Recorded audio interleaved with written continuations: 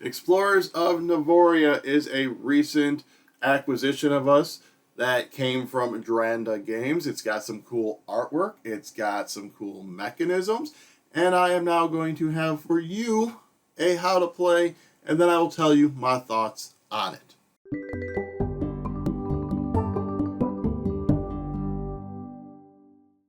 We are set up for a two-player game of Explorers of Navoria. I will say, just based on space constraints, typically you don't have this on top of the deck. You have it out here, but I want to make sure I can show you everything. So you're going to shuffle each deck. You're going to put it in its designated spot. You're going to deal out 3 cards. You are going to be shuffling up these achievement things and placing one on each spot. In a two-player game, if you want it more competitive, you can replace one of them with this. We personally don't do that. You're going to create a supply of the resources over there. In a two-player game, you're going to put 2 of each disc into the bag. Each player is going to get a player board. They're going to choose a color. They're going to put their trading posts on the 9 spots here. I have these laying down just so you can see them. Otherwise, you will have them standing up.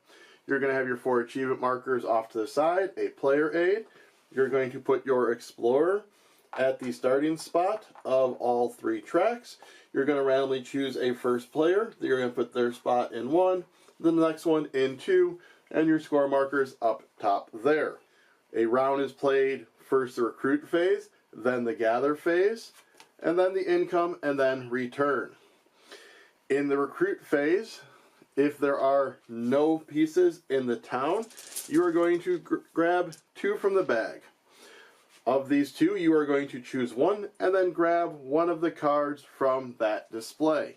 So in this instance, if I grab this one, this goes to the town. I will put this up on the deck. For now, I'll set off to the side, and you're going to grab one of these 3 cards. When you grab a card, you're going to look at it. It's got some information on it. Up here, it's got the species that pertains to up there. You will also be getting an instant bonus if there's one to the left of this line, which there is, and then this is going to be the income. So if I take this card here, I would get 2 points based on the 2 crowns, and then I am going to move on the mountain track, which means I would just take 1 step forward, and then this will go into my tableau area over here. That card does not get refilled. Then the next player will go. At this point, they have an option. They can grab 2 from the bag, doing exactly what I did, or they can take the 1 from the town and doing exactly what I did. So they could, in theory, grab this bag, put it up here, and then grab one of these cards. Again, gain an instant benefit, it's there. Otherwise, just gain it for its income ability. But we'll say they go in and grab 2. They have this. They'll grab a soldier, like so. Because typically, these will be on it, and then this one would go into the town. Then on my turn, I would be choosing the bag or choosing one of them from the town. You are going to be going back and forth until you have recruited 4 cards. In a 2 to 3 player game, 3 cards in a 4 player game. So to go over the card types, your card types up here are going to be giving you points at income based on the flags. We'll go over that in income phase. This will also be giving you points during the income phase. Your soldiers give you end of game points based on where you have trading posts. Your green cards are going to be giving you points and then possible resources. Let's look at this one here, for example. If I had grabbed this one, I would be getting 1 point, a sword, and an apple. When you obtain goods, whether from those cards or out here that I'll be pointing out to you, you have to place them on your player board, but each good has to go into a different section. So let's say I just did that. And this would be in my tableau. These yellow cards are going to be giving you points, so in this instance 3 points, and then it's going to allow you to build a trading post in the next spot in that specific area. This is the tree. In that instance, the tree is this one. You would take your topmost trading post and put it in the number 1 spot, number 2, or number 3, based on how many you already have out there. And again, this goes into your tableau. Once everyone has 4 cards, you are going to go into the gather phase. This is played in reverse turn order, so whoever is last going to the first player, going in that order. At this point, what you're going to do is you're going to grab a disc off of a deck.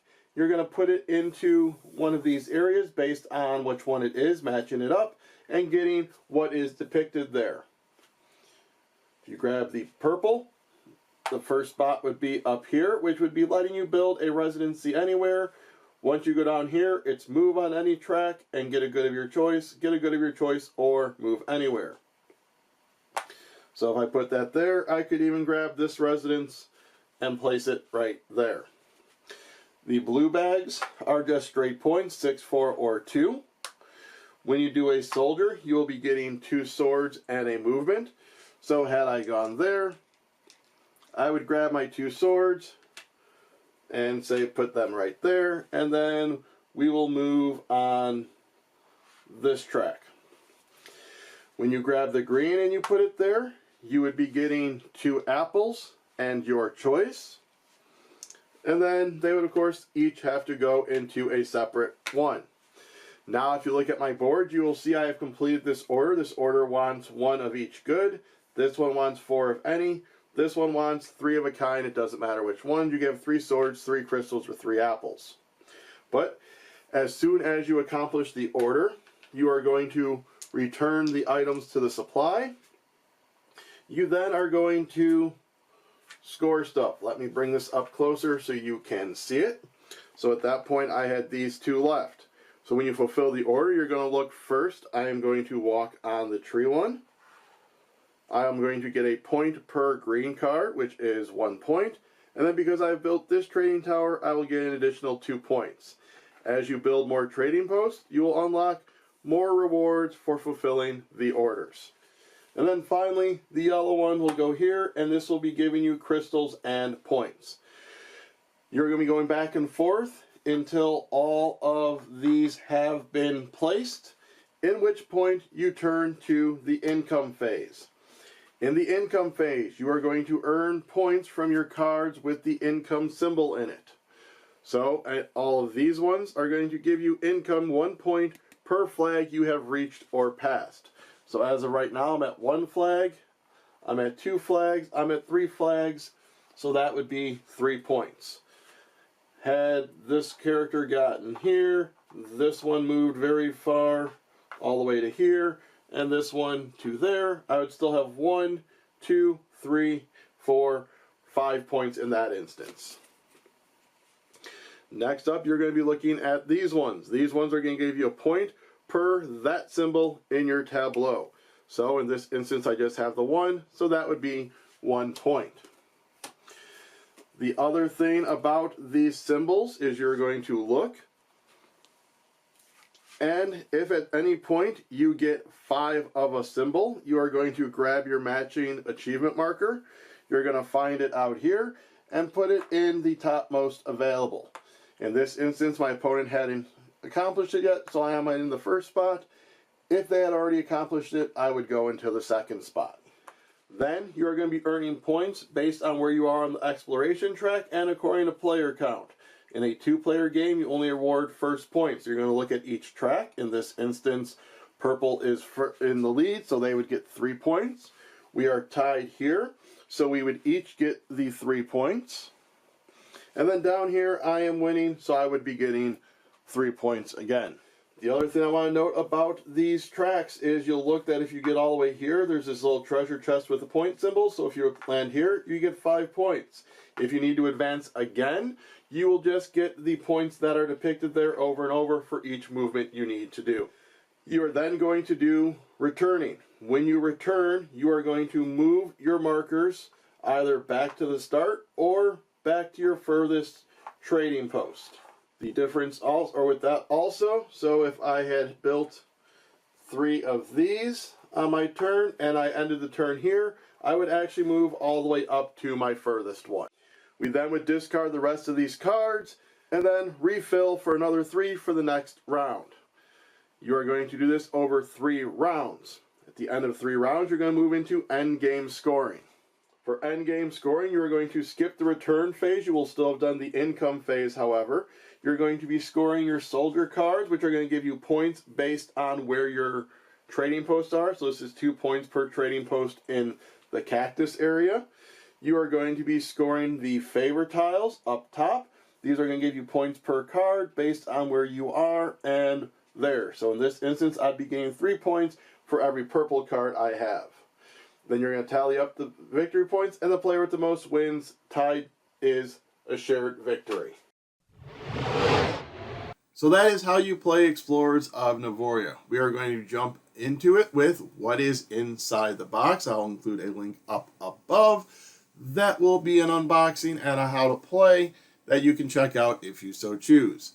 So for us, inside the box, we really enjoyed the art style that was implemented in this game. It was cute, it was colorful, it really drew you into that world. The bag that you're grabbing the disc out of is a great size. It's not too big, it's not too small. My hand fit in it well. The discs themselves worked out well inside of it. They're nice, they're chunky. They aren't just like these little thin punchboard bits or anything. They're really thick wood and feel nice.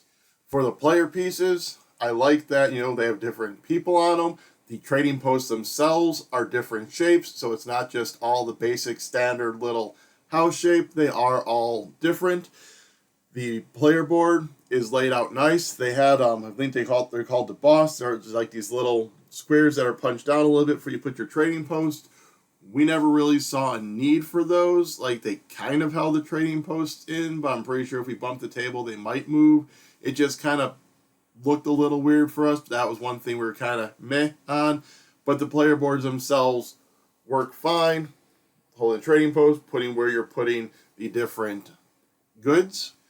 The board itself looks fantastic. It's laid out well. You have the different areas separated. You have the town in the middle where you're going to be placing the stuff.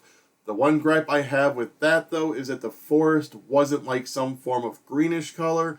They made it pink, so that was kind of a disconnect with us trying to remember that the forest is the pink area and not the green area.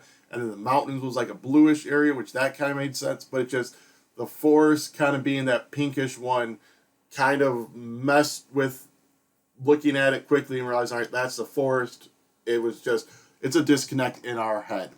We have the upgraded bits for the goods, but the game itself did come with the punch board bits, and those did feel fine. They felt like they were definitely going to work. They were going to be durable, but I will say we really love the upgraded ones. They're big, they're chunky, just like the wood discs in the bag, so they feel nice. They work out well. They're noticeable because they're huge.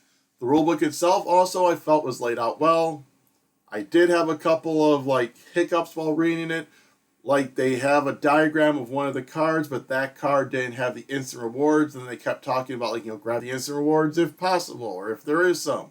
I would have liked them to have diagrammed a card that had the instant rewards to fully show that, as opposed to just words.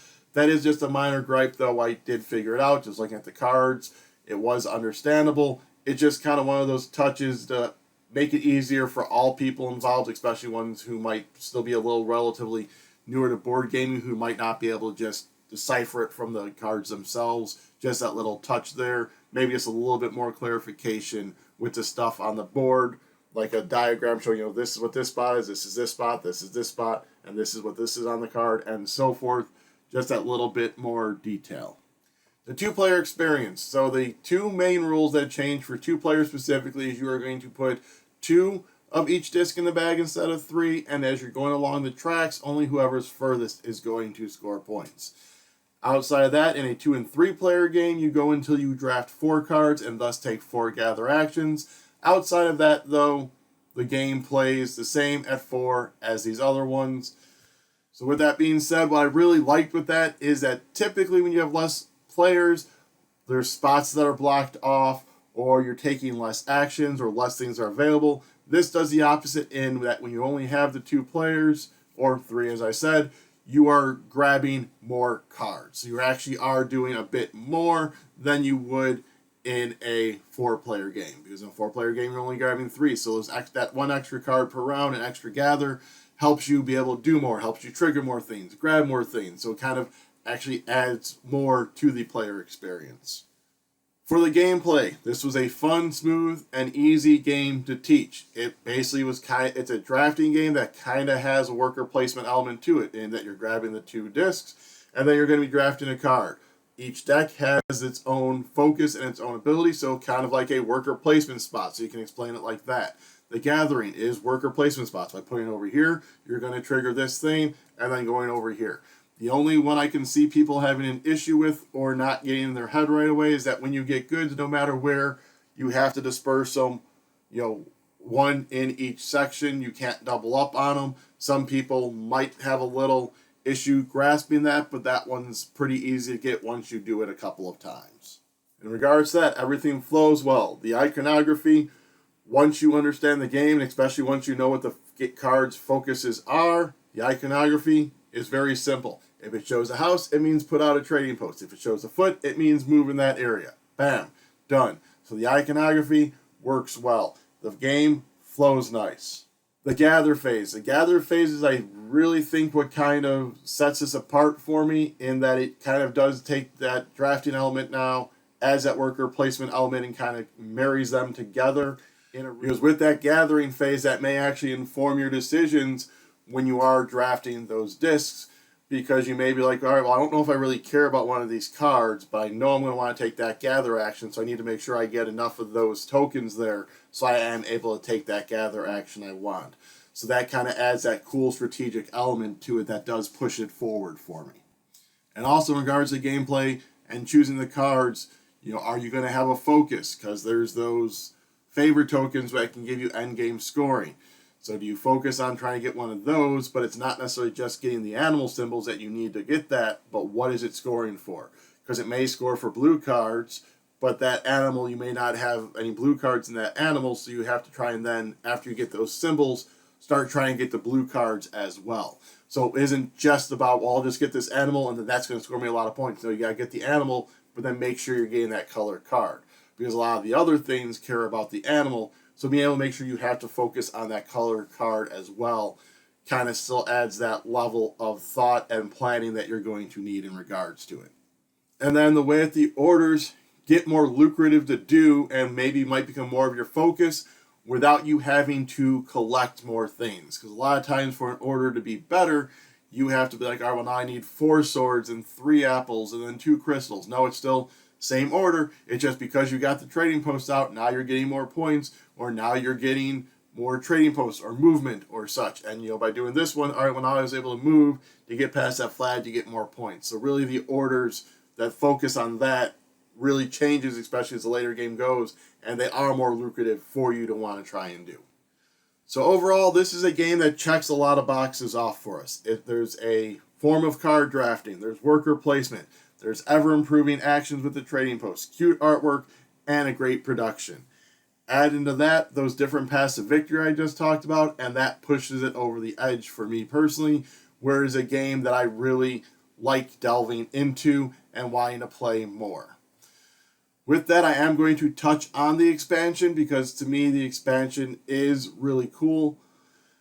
It adds some really fun elements to the game and makes it even better, although it does add a bit more complexity, because now you're having these contracts that you can use to trigger other powers at certain times. You have this whole extra deck of cards that gives you those colors but doesn't have animals, but some of the bonuses, the instant bonuses you get from it, are pretty insane. Like there's one, I believe, where you can put out a trading post on each area or move one on each area. So the powers are more powerful and it's colors, but it's not advancing you towards those favor tokens. I will say it doesn't really change my rating on the base game itself, because it adds that whole other deck. It adds this thing you can do with contracts, but it doesn't give you more actions. Like it's not going to be, now you can take 5 cards. So that's why it doesn't really change our rating, because it does something that I'm not a fan of when expansions do. If they give you more things you're able to do, but not more options to be able to do it. Like with you adding that whole other color, I would have liked that, now we can end it with 5. That way we are able to maybe grab those gray cards and so forth. The other thing the expansion does add though is a solo mode, which I have done 1 game of so far. I'll put a link to that above as well. And that is really fun. There's different chapters. It kind of messes with some of the setup, gives you goals you have to go after. The instructions are a little unclear on a few things, especially when it comes to scoring. When you score, what you're actually going to be scoring, what goes out where. But overall, it's fun and easy to do because it's basically they give it a different setup, and then you are going to play a game normally using this slightly different setup and trying to focus on getting those goals. So it kind of gives you a focus for each game that you need to do. But with all that being said and wrapping it up, I am going to say that this game go excellent. I am giving this a 9 out of 10. This is one that we played. We immediately set it up, threw in the expansion, played again. And then immediately after that, I want to play it again. The solo mode, I played that, I scored it, I looked at it, I'm like, cool, I kind of want to play this game again. It's one that just keeps bringing me back. Even though there is not a huge diversity in the number of cards that you get in the game, like each deck has 12 cards and you see 9 of them, there still is differences that you can do each game. Those favorite tiles are going to move each game. Especially once you add the expansion in, it gives you those grade cards that you're making a decision on. And then that one also has like these beginning game bonuses and then stuff you can use to contract. But even the base game, like I said, are you going to go big on upkeep and big on one animal, get your points throughout the game and not focus as much at the end game? Are you going to really focus on those end game ones? Are you going to go order heavy and really focus getting those trading posts out and getting items? So that is why, to me, this one does keep bringing me back. So again, that is how I think Explorers of Navoria go. If I could please have you go down below and hit like, subscribe, comment, let me know what you would have rated this game, share, ring the bell, all of that fun stuff that I normally ask you to do. While you're down there, we can also toast to my score of the game by you supporting the channel and buying me a drink on Ko-fi. Alrighty, so until next time, get exploring.